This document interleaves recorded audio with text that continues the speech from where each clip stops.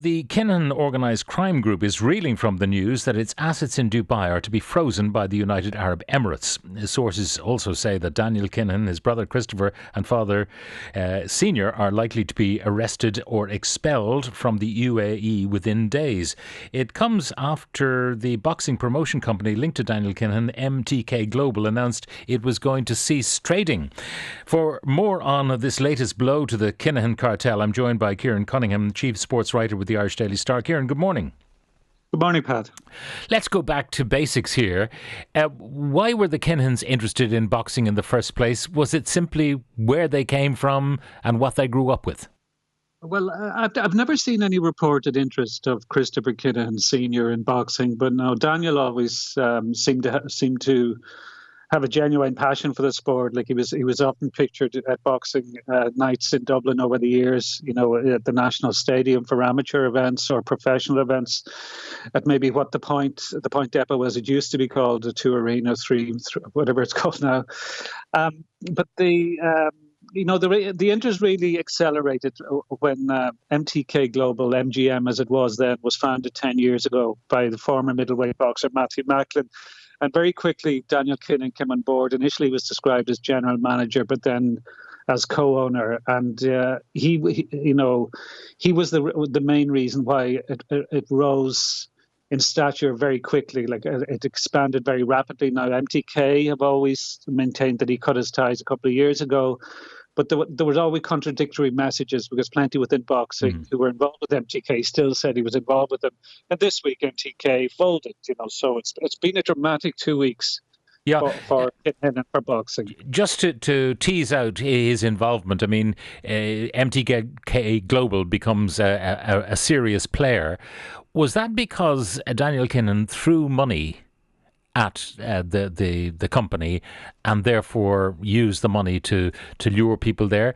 Was it a play thing, or was it a way perhaps of laundering drug cash? Well, the final question I think will be answered in time. I think that will come out in the wash over the next months or possibly next year or so.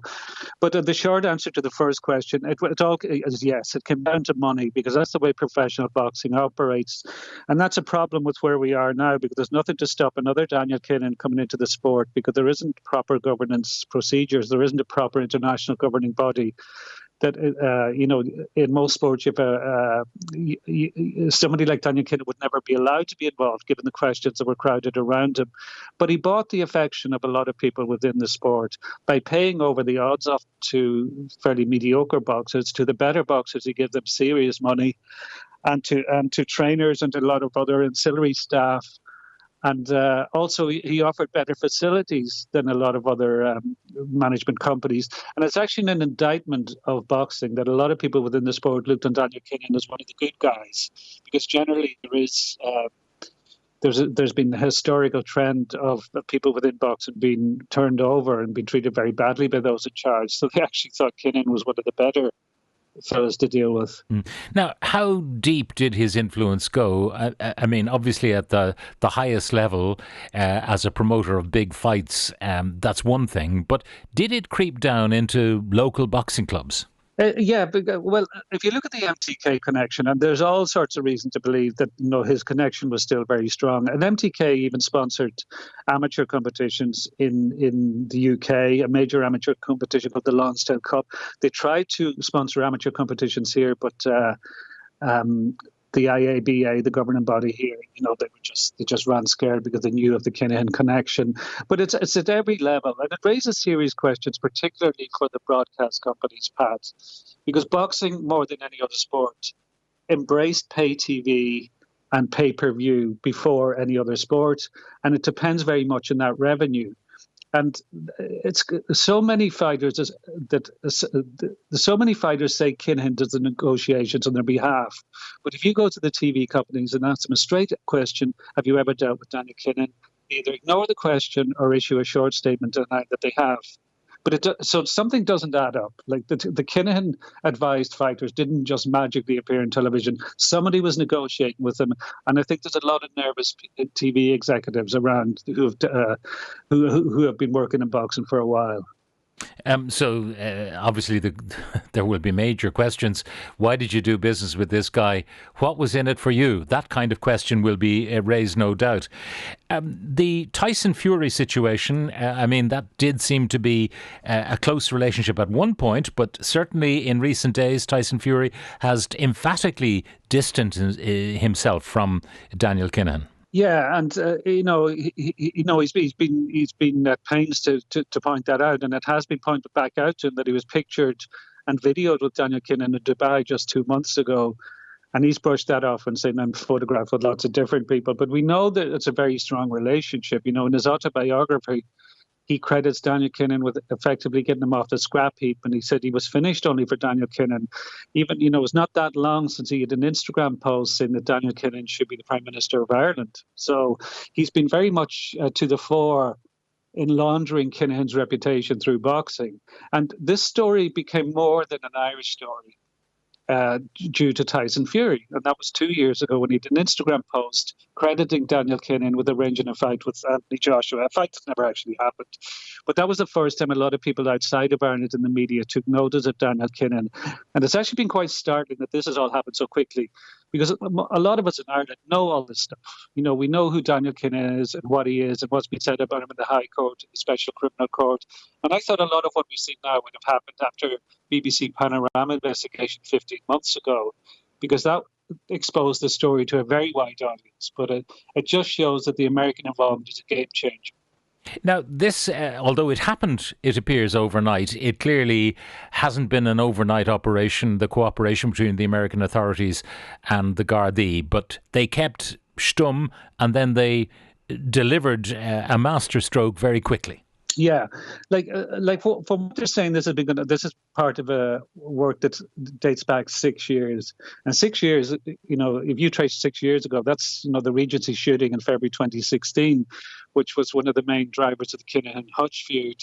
So I would think the cooperation with the Americans probably was negotiated around that time. And it's been very slow and laborious work over a long period of time, which makes what's happened in the last 10 days so dramatic, because everything has happened at a whirlwind pace since that press conference in Dublin. Like every day brings something new. Now the latest reports are that Daniel Kinahan is trying frantically to find somewhere else to go to because the net is closed in Dubai. It looks very, very likely that the Dubai UAE authorities will hand him over. But if he sets foot on European soil, he'll be arrested. He's not allowed to enter America. Now, where does he go? Like if a South American country opens their doors to him, would they really want to? Because the Americans are on his case, and a lot of people do not want to annoy the Americans. Now, there was the belief that perhaps the UAE would not, even with that American pressure, would not act against them. So perhaps they were sitting in Dubai, fingers crossed, that this wouldn't happen. So were you surprised that the UAE acted yesterday so emphatically? I didn't see that coming with the announcement that they were freezing the assets of the people associated with the Kinahan cartel. But I did think the American involvement would change it, because I think the UAE are quite keen to keep on good terms with the Americans. So, and there have been signs in recent months, like there's a couple of, there was a Dutch guy and then a member of the Camorra in Italy, Raffaele Imperioli. And both of those were at Daniel Kinahan's wedding in Dubai, and both of those were extradited by the UAE over the last year.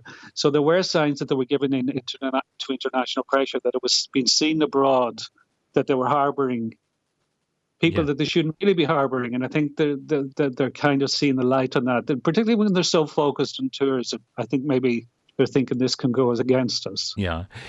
Do they have reasons to arrest them anyway and lock them up in Dubai, one way or the other, pending deciding what they do with them? If they throw them out, if they're not extradited, if there are no treaties between Ireland and the Emirates, which I don't think there is, for extradition, what do you do with these people who are now seen within the Emirates as pariahs?